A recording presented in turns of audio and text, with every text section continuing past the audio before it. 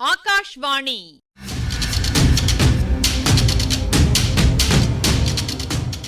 பொன்னியின் செல்வங்கள் வாசிப்பும் ஆய்வும். வாசிப்பவர் ராமசுவாமி சுதர்சன் அவர்கள்.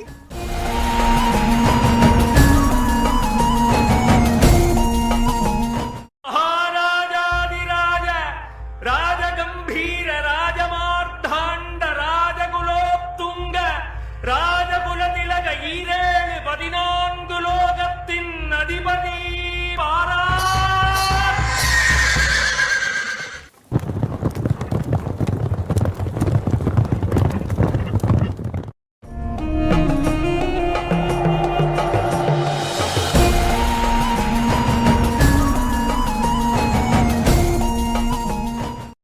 சுமார் 5 வயது இருக்கும் பொழுது அருள்மொழிவர்மன் தவறி படகிலிருந்து பெருகி ஓடும் காவிரியில் விழுந்து விட்டது நம்முடைய நேயர்கள் அனைவருக்கும் தெரியும். அப்படி விழுந்த இளவரசனை ஒரு பெண்மணி, ஒரு மூதாட்டி காப்பாற்றினாள். அவள் காவிரித்தாய் என்று அனைவரும் நம்பினார்கள். அந்த காவிரித்தாயை தான் அடிக்கடி இலங்கையில் பார்த்ததாக அருள்மொழிவர்மன் தன்னுடைய தமக்கை குந்தவை தேவியிடம் கூறிக்கொண்டிருந்தான். என்னை காப்பாற்றிய காவிரித்தாயை இலங்கையில் நான் கண்டேனக்கா. என்ன பேசாதிருக்கிறாயே, உனக்கு ஆச்சரியமா இல்லை? ஆச்சரியம் இல்லை தம்பி, ஆனால் ஆர்வம் நிறைய இருக்கிறது. அவளை பற்றி எல்லா விவரங்களையும் சொல். ஒரு நாளில் ஒரு தடவையில் சொல்ல முடியாது. முக்கியமானதை மட்டும் சொல்லுகிறேன். காவிரி வெள்ளத்திலிருந்து என்னை அவள் காப்பாற்றியது மட்டுமல்ல, இலங்கையில் பல தடவை என் உயிரை காப்பாற்றியிருக்கிறாள். உயிரை காப்பாற்றியது பெரிதல்லக்கா. எத்தனையோ பேர் தற்செயலாக பிறர் உயிரை காப்பாற்றுகிறார்கள். அவள் என்னிடத்தில் வைத்துள்ள அன்பு இருக்கிறதே, அதற்கு இந்த 14 உலகங்களும் இணையாகாது. ஏன், நீ என்னிடம் வைத்துள்ள அன்பை கூட அடுத்தபடியாகத்தான் சொல்ல வேண்டும். அதை சொல்வதற்கு நீ தயங்க வேண்டாம். உன்னிடம் என் அன்பு அவ்வளவு ஒன்றும் உயர்ந்ததல்ல, சுயநலம் கலந்தது. உண்மையைச் சொல்லுகிறேன் தம்பி. எனக்கு இந்த சோழ சாம்ராஜ்யத்தின் மேன்மைதான் முதன்மையானது. அதற்கு நீ பயன்படுவாய் என்று உன் பேரில் அன்பு வைத்திருக்கிறேன். அந்த நோக்கத்துக்கு நீ தடையாயிருப்பாய் என்று தெரிந்தால் என் அன்பு வெறுப்பாக மாறினாலும் மாறிவிடும். ஆனால் அந்த வாய் பேச முடியாத, காது கேளாத ஸ்திரீயின் அன்பு அத்தகையதல்ல. நம்முடைய தந்தையிடம் 20 வருஷங்களுக்கு மேலாக அவள் உள்ளத்தில் பொங்கி ததும்பிக் கொண்டிருந்த அத்தனை அன்பையும் உன் பேரிலே சொரிந்திருக்கிறாள். அதற்கு 14 உலகமும் இணையில்லைதான். உனக்கு அது எப்படி தெரிந்ததக்கா? எதைச் சொல்லுகிறாய் தம்பி? அவள் நம்முடைய பெரிய தாயார் என்பது தந்தை சொன்னதிலிருந்தும் வந்தியத்தேவர் சொன்னதிலிருந்தும் ஊகித்து கொண்டேன். தம்பி, அவள் உன்னை தன் சொந்த மகன் என்று எண்ணியிருக்கிறாளா, அல்லது தன் சக்களத்தியின் மகன் என்று எண்ணியிருக்கிறாளா? அந்த மாதிரி வேற்றுமையான எண்ணம் என் மனத்திலும் உதிக்கவில்லை. அவள் மனத்தில் எள்ளளவும் இருப்பதாக தெரியவில்லை. நீ ஏன் அந்த மாதிரி வேற்றுமைப்படுத்தி பேசுகிறாய்? தம்பி, அந்த வாய் பேச முடியாத ஸ்திரீ வீற்றிருக்க வேண்டிய சிங்காசனத்தில் நம் தாயார் வீற்றிருக்கிறாள். அது தெரிந்திருந்தும் அவள் உன்னிடம் அத்தனை அன்பு வைத்திருந்தால் அது மிக்க விசேஷமல்லவா? நான் அவள் வயிற்றில் பிறந்த மகனல்ல என்பது அவளுக்கு தெரிந்துதான் இருக்க வேண்டும். வயது வித்தியாசம் தெரியாமலா போகும்? அவளால் பேச முடியாது, மனதில் உள்ளதை சொல்ல முடியாது. ஏதோ சித்திரங்கள் எழுதி காட்டியதைக் கொண்டு எவ்வளவு தெரிந்து கொள்ளலாமோ அவ்வளவு தெரிந்து கொண்டேன். என்னிடம் அவளுடைய அன்பு இருக்கட்டும், நம் தந்தையிடம் அவள் எத்தகைய அன்பு வைத்திருக்க வேண்டும் என்பதை நினைத்தால் என் நெஞ்சு உடனே உருகிவிடுகிறது. அக்கா, என்னுடைய பிராயத்தில் அப்பா என்னைப் போல இருப்பாரா? இல்லை தம்பி, இல்லை. உன்னுடைய பிராயத்தில் நம் தந்தை மன்மதனை தோற்கடிக்கும் அழகுடன் விளங்கினார். நம்முடைய சோழகுலம் வீரத்துக்கு பெயர் போனதே தவிர அழகுக்கு பெயர் போனதல்ல. நம் பாட்டனார் அரிஞ்சய தேவர் அழகில் நிகரற்ற வைதும்பராயன் குலத்தில் பிறந்த கல்யாணியை மணந்தார். கல்யாணியை அரிஞ்சயர் மணந்தபோது அவள் 10 மாற்று பசும் பொன்னொத்த மேனியும் பூரண சந்திரனையொத்த முகமும் கொண்ட புவன மோகினியாக விளங்கினாள். தற்சமயம் இத்தனை வயதான பிறகும் கல்யாணி பாட்டி எவ்வளவு அழகாயிருக்கிறாள் என்பதை நீயே பார்த்திருக்கிறாய். அதனால் நமது தந்தையும் அவ்வளவு அழகுடன் இருந்தார். சுந்தர சோழர் என்ற பட்டப்பெயரும் பெற்றார். நாம் நம்முடைய தாயாரை கொண்டு பிறந்திருக்கிறோம். திருக்கோவலூர் மலையமான் வம்சத்தில் பிறந்தவர்கள் அழகை வெறுப்பவர்கள், அழகு வீரத்துக்கு சத்ரு என்று நினைப்பவர்கள். அழகுக்கும் வீரத்துக்கும் என்ன சம்பந்தம் உண்டோ என்னமோ எனக்கு தெரியாது. ஆனால் அழகுக்கும் அன்புக்கும் சம்பந்தமில்லை என்பதை அறிவேன். இல்லாவிடில் இந்த பெண் வானதி எதற்காக உன்னை தூண் மறைவிலிருந்து கண்கொட்டாமல் பார்த்து கொண்டிருக்கிறாள்?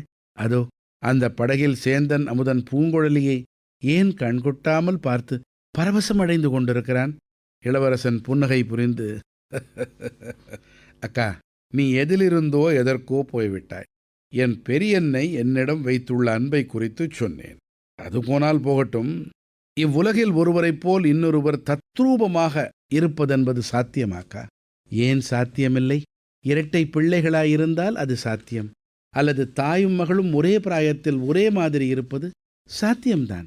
இதைத் தவிர பிரம்ம சிருஷ்டியில் ஒருவருக்கொருவர் சம்பந்தமே இல்லாதவர்கள் அபூர்வமாக சில சமயம் ஒரே மாதிரி இருப்பதும் உண்டு. பழுவூர் இளையராணியும் இலங்கையில் நான் பார்த்த நம் பெரியன்னையும் ஒரே மாதிரி இருப்பதாக வந்தியத்தேவர் சொல்வது உண்மையாயிருக்க முடியுமா? நந்தினி சிறு பெண்ணாயிருந்தபோது அப்போதுதான் நான் பார்த்திருக்கிறேன். பழுவூர் இளையராணியான பிறகு நன்றாய் பார்த்ததில்லை. உனக்கு என்ன தோன்றுகிறது? நான் பழுவூர் ராணியை பார்த்திருக்கிறேனே தவிர நம் பெரியம்மாவை பார்த்ததில்லை. ஆனால் வந்தியத்தேவர் கூறியது உண்மையாகத்தான் இருக்க வேண்டும். என் தந்தை கூறிய வரலாற்றிலிருந்து அதை தெரிந்து கொண்டேன் தம்பி. தந்தையே கூறினாரா? உன்னிடம் என்ன கூறினார்? எப்போது கூறினார்? சில நாளைக்கு முன்பு நானும் வானதியும் தஞ்சைக்கு போயிருந்தோம். அப்போது தம் இளம்பிராயத்தில் நடந்த சம்பவத்தை கூறினார். இலங்கைக்கு அருகில் உள்ள தீவில் தாம் தனியாக ஒதுக்கப்பட்டதையும், அந்த தீவில் ஒரு வாய் பேச முடியாத பெண் தம்மிடம் காட்டிய அன்பை பற்றியும் கூறினார். பராந்தகர் அனுப்பிய ஆட்கள் தம்மை அந்த தீவில் கண்டுபிடித்து அழைத்து வந்ததை பற்றியும் சொன்னார். தமக்கு இளவரசு பட்டம் சூட்டிய அன்று அரண்மனையின் வாசலில் நின்ற கூட்டத்தில் அவளை பார்த்தாராம். அடுத்த கணம் அவள் மறைந்து விட்டாளாம். அவளை தேடி அழைத்து வர முதன் மந்திரி அனிருத்தரையே அனுப்பினாராம். ஆனால் அந்த பெண் கலங்கரை விளக்கத்தின் உச்சியிலிருந்து கடலில் குதித்து இறந்து விட்டாள் என்று அனிருத்தர் வந்து சொன்னாராம். இந்த சம்பவம் நம் தந்தையின் உள்ளத்தில் 24 வருஷங்களாக இருந்து அல்லும் பகலும் வேதனை அளித்து கொண்டிருக்கிறது என்பதை அறிந்தேன். அவள் இறந்து விட்டதாகவே தந்தை நினைத்து கொண்டிருக்கிறார். தம்மால், தமது குற்றத்தால் அவள் மனம் புண்பட்டு உயிரை விட்டுவிட்டதாகவே எண்ணிக்கொண்டிருக்கிறார். தம்பி, சோழ சாம்ராஜ்யத்தை பற்றி நம் மனக்கோட்டையெல்லாம் இருக்கட்டும். நீயும் நானுமாக முயன்று நம் தந்தைக்கு செய்ய வேண்டிய கடமை ஒன்று இருக்கிறது. நீ எப்படியாவது இலங்கையிலிருந்து அந்த மாதரசியை தஞ்சைக்கு அழைத்து வர வேண்டும். தந்தையிடம் அவள் இறந்து விடவில்லை, உயிரோடு இருக்கிறாள் என்பதை நேரில் நிரூபித்து காட்ட வேண்டும். இல்லாவிட்டால் நம் தந்தைக்கு இந்த ஜென்மத்திலும் மனசாந்தி இல்லை, மறு ஜென்மத்திலும் அவருக்கு நிம்மதி இருக்க முடியாது. அக்கா, சமீபத்தில் நான் 2-3 தடவை மரணத்தின் வாசல் வரையில் சென்று வந்தேன். அப்போதெல்லாம் என் மனதில் தோன்றிய எண்ணம் என்ன தெரியுமா? பெரியம்மாவை தந்தையிடம் அழைத்து போய் விடாமல் செத்துப்போகிறோமே என்ற ஏக்கம்தான். அக்கா, அந்த மாதரசியை நினைத்தாலும் என் உள்ளம் குமுறுகிறது. வாயிருந்தால் மனதிலுள்ள குறைகளையும் வேதனைகளையும் வெளியிட்டுச் சொல்லி ஆறுதல் அடையலாம். காதிருந்தால் பிறர் கூறும் ஆறுதல் மொழிகளை கேட்டு துக்கம் தீரலாம். வாயும் செவியும் இல்லாத ஒருத்தியினுடைய நிலையை எண்ணிப்பார். உள்ளத்தில் குமுறும் அன்பையும் ஆர்வத்தையும் துன்பத்தையும் வேதனையையும் கோபத்தையும் தாபத்தையும் எல்லாவற்றையும் மனத்திற்குள்ளே அடக்கி வைத்திருக்க வேண்டும். அதிலும் நம் பெரியன்னையைப் போல ஆசாபங்கம் அடைந்தவளின் மனோநிலையை பற்றி சொல்ல வேண்டுமா? அவள் பைத்தியக்காரியைப் போல இலங்கை தீவின் காடுகளில் சுற்றித் திரிந்து கொண்டிருப்பதில் வியப்பென்ன? அதையெல்லாம் நினைக்க நினைக்க என் நெஞ்சு வெடித்துவிடும் போலிருக்கிறது. அவளை எப்படியாவது அழைத்து வந்து தந்தையிடம் சேர்ப்பிக்க வேண்டும் என்ற ஆர்வம் உண்டாகிறது. ஆனால் நம் தந்தை அதை விரும்புவார் என்று நினைக்கிறாயாக்கா? தந்தை விரும்பினாலும் சரி, விரும்பாவிட்டாலும் சரி, நம்முடைய கடமை அது தம்பி. இறந்து போனவளின் ஆவி வந்து அவரை துன்புறுத்துவதாக எண்ணி இரவு நேரங்களில் நம் தந்தை அலறுகிறார். இதனாலேயே அவர் உடம்பு குணமடைவதில்லை. இதெப்படி உனக்கு தெரிந்ததுக்கா? இதுவும் தந்தை சொன்னாரா?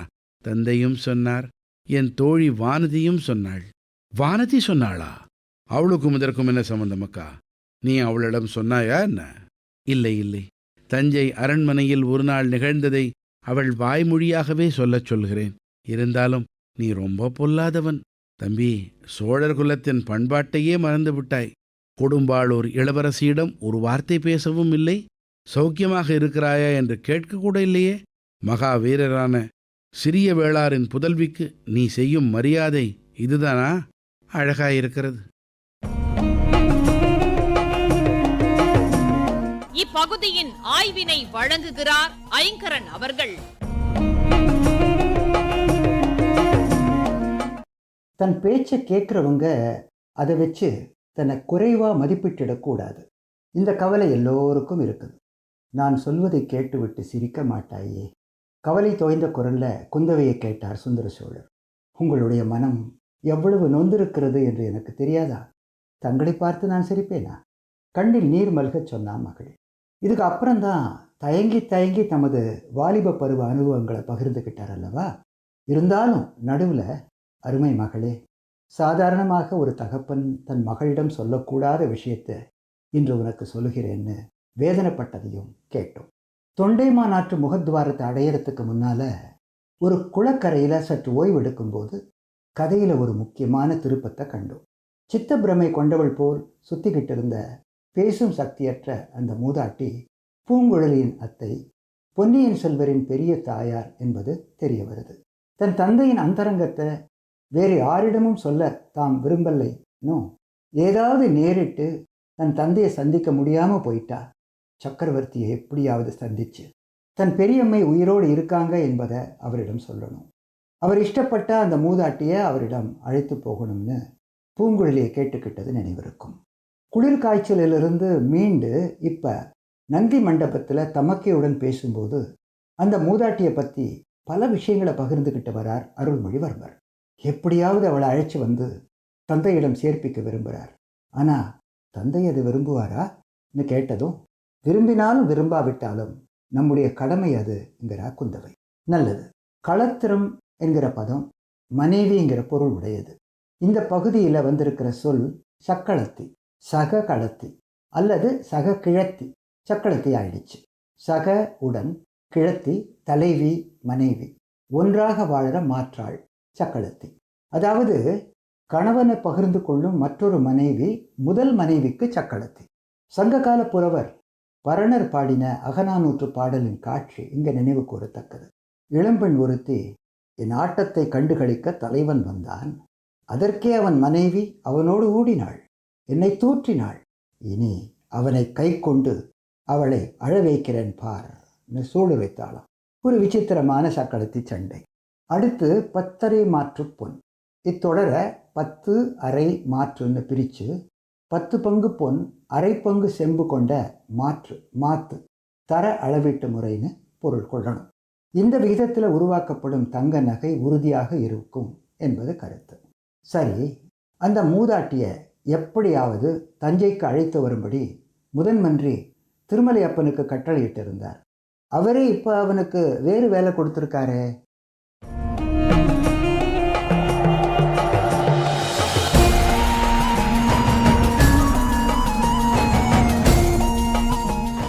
பொன்னியின் செல்வங்கள் வாசிப்பும் ஆய்வும் கேட்டீர்கள். வாசித்தவர் ராமசுவாமி சுதர்சன் அவர்கள்.